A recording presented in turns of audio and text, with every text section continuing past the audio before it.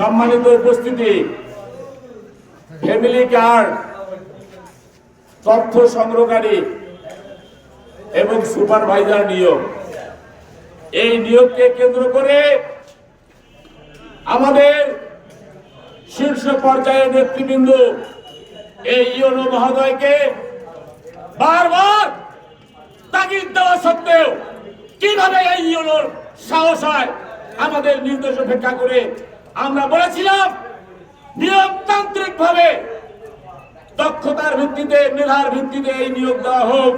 ইউনোর দুই কালে এটা তারেক রহমানের প্রোগ্রাম।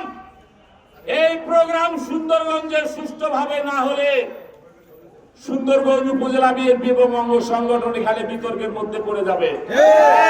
বারবার বলেছি, যারা এই কাজকে বাতিল করার জন্য, বিতর্কিত করার জন্য ষড়যন্ত্রে লিপ্ত, তাদের দোষরদের কোনোভাবেই এই তথ্য সংগ্রহকারীতে নিয়োগ প্রদান করা যাবে না। আমাদের গাইবান্ধা জেলার মহিলা এমপি ওনাকে নির্দেশ করেছেন। আমাদের গাইবান্ধা জেলা বিএনপির সংগ্রামী সভাপতি অধ্যাপক ডাক্তার মাইনুল হাসান সাদিক নির্দেশ প্রদান করেছেন। আমি বারবার এই ইউনোর সাথে আমি যোগাযোগ করেছি, কথা কানে যায় না। কার ইশারায় এই সুন্দরগঞ্জ পরিচালনা করতেছেন আপনি?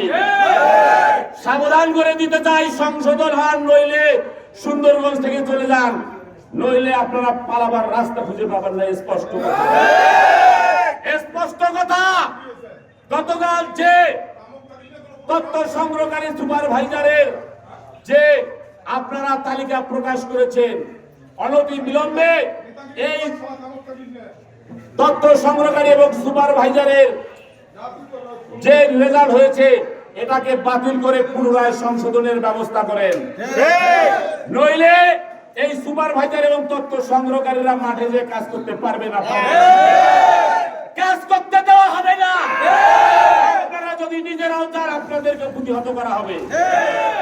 স্পষ্ট কথা, অনতি বিলম্বে সংশোধন চাই, নইলে আপনাদের সুন্দরগঞ্জ থেকে চলে যেতে নির্দেশ দেওয়ার আহ্বান জানাচ্ছি। এই এজেন্ডা বাস্তবায়নকারী এই সমাজসেবা অফিসার একজন ইসকনের মেম্বার ছিলেন। আপনারা সবাই অবগত, অনেকেই অবগত নয়, তাই আমি এখানে জানিয়ে দিলাম। সমাজসেবা অফিসার, তার পরিবার এ টু জেড ইসকনের মেম্বার ছিলেন। সেই জন্য সে এই সরকারের কোন প্রকল্প, কোন এজেন্ডা বাস্তবায়ন করতে দিবে না। প্রতিটি প্রকল্পে, প্রতিটি এজেন্ডায় তারা ষড়যন্ত্র করে, তারা নস্যাৎ করার একটা ষড়যন্ত্র করবে।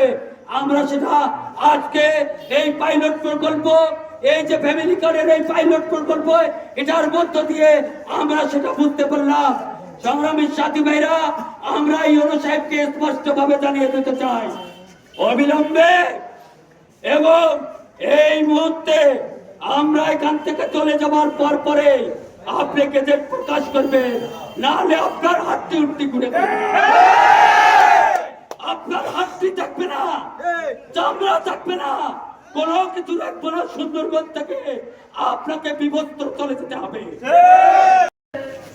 এই সুন্দরগঞ্জের উপজেলার প্রশাসক যারা, যে কয়েকজন অফিসার রয়েছে, তাদের কেন জানি আওয়ামী লীগ প্রীতি একটা চলে।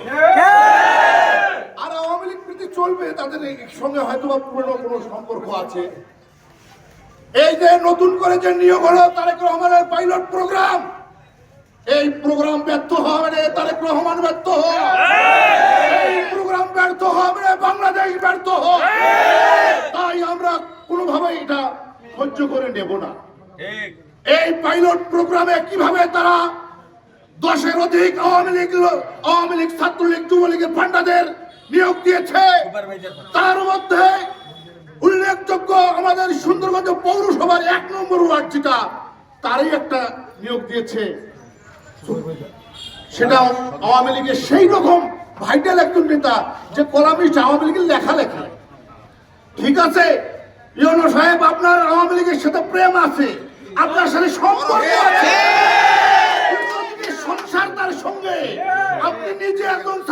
ছাত্রলীগের নেত্রী, আপনার স্বামী ছাত্রলীগের নেতা। ময়মনসিংহ ইউনিভার্সিটিতে আপনার স্বামী একদম ভাইটাল ছাত্রলীগের নেতা ছিল, ক্যাডার ছিল, জানি। কিন্তু নতুন করে জামাতের সাথে কিভাবে পরকীয়া শুরু করলেন?